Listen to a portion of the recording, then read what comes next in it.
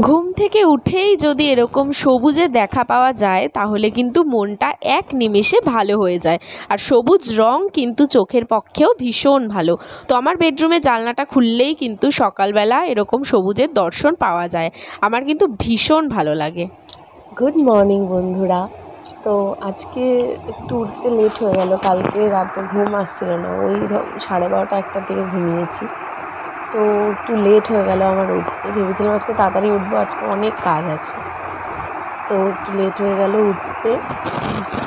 একটু কাছাকাছি আছে, কাছাকাছির পরে আজকে ঠাকুরের কাজ টাজ করে পুজো দেবো। তো প্রথমে যেটা করবো সেটা হলো এই যে বিছানার যে সমস্ত চাদর বালিশের ওয়্যারগুলো রয়েছে সেগুলোকে সব ধোবো, ধুয়ে টুয়ে কেচে কেটে মেলে দিয়ে আসবো। তারপর একটা নতুন বেড কভার পাতবো, তারপর ঘরটা ঝাড় দিয়ে সমস্ত রকম কাজ করব। তো তোমরা ভিডিওটা স্কিপ না করে দেখতে থাকো।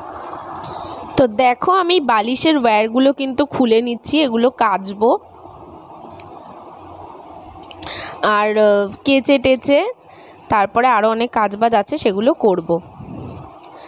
তো দেখো বিছানা চাদর টাদর তুলে নতুন চাদর পাতাও হয়ে গেল। এটা হচ্ছে আমার বিয়ের চাদর, মানে বিয়েতে যে তত্ত্বে দেয় সেই চাদরটা। কিন্তু এটাতে জানো তো ওই রজনীগন্ধা ফুল টুল ছিল, সেগুলো না একটু দাগ পড়ে গেছে। তো একদম নতুন চাদর এটা। চাদরটা কেমন লাগলো অবশ্যই কমেন্ট করে জানিও।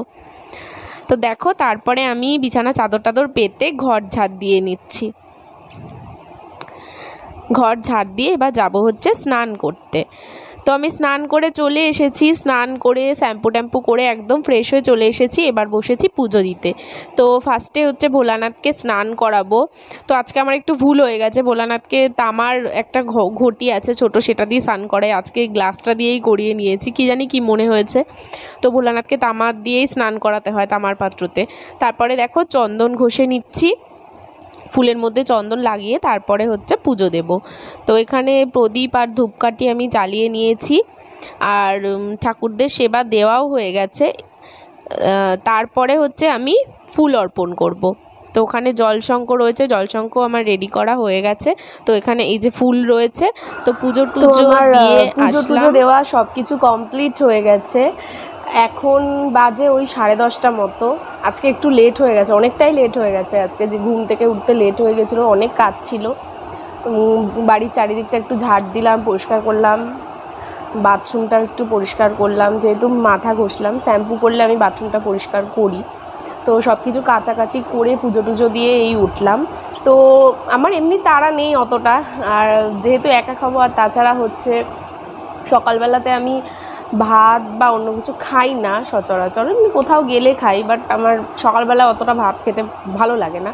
তো সেম আমি কালকের মতোই আজকেও আবার এই দেখো ছাতুর এই ঘোল নিয়ে বসে পড়েছি। তো এটা আমার খেতে ভীষণ ভালো লাগে। ছোটোবেলার থেকে সকালবেলা পড়তে টড়তে যখন যেতাম টিউশনে, তখন আমি এটাই খেতাম। তো আমার এটা ভীষণ ভালো লাগে খেতে।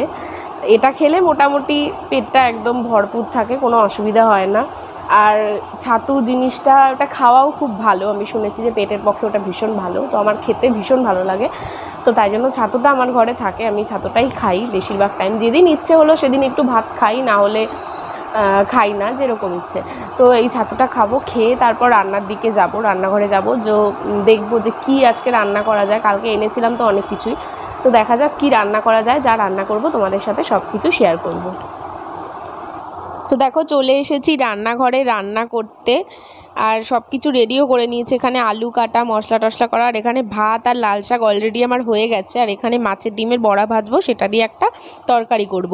তো রান্না করতে করতে চলে গেছিলাম ছাদে, প্রচণ্ড মেঘ করেছিল, কাঁচা জামা কাপড়গুলো তুলে আনলাম।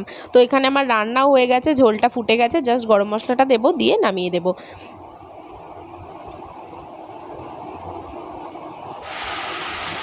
তো তারপর দেখো ঝমঝম করে বৃষ্টি নেমে গেল, ভাবলাম একটু স্নান করতে যাব। তো দেখো বাইরে বলছিলাম না যে মেঘ করেছে, বৃষ্টি নেমে গেছে। স্নান টান করে তারপরে আমি চলে এসেছি, দেখো এখন একটু শুয়েছি।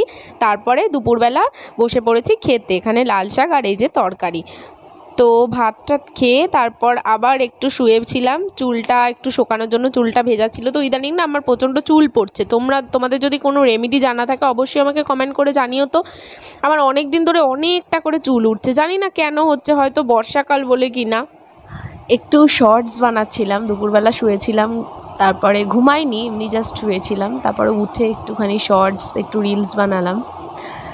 তো এখনও সন্ধ্যা হয়নি, সন্ধ্যা হলে তারপরে সন্ধ্যা দেব, সন্ধে পুজো দিয়ে তারপরে ভাবছি একটু চা খাবো। দেখি ইচ্ছেও করছে আবার করছেও না। আমি সচরাচর সকালে চা আগে খেতাম, দুবেলায় চা খেতাম, কিন্তু এখন অতটা চা খাওয়া হয় না, ভালো লাগে না। যখন ওই ইউপিতে ছিলাম তখন মোটামুটি 4-5 মাস মতো আমি চাই খাইনি, তো এখন ওই জন্য আর অতটা ভালো লাগে না চা খেতে।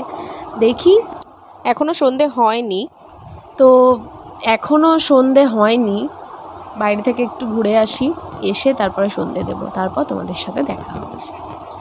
তো দেখো সন্ধেবেলা আমি চলে এসেছি ঠাকুরকে দিতে, ঠাকুরকে দিয়ে টিয়ে তারপর ভাবছি চা খাবো।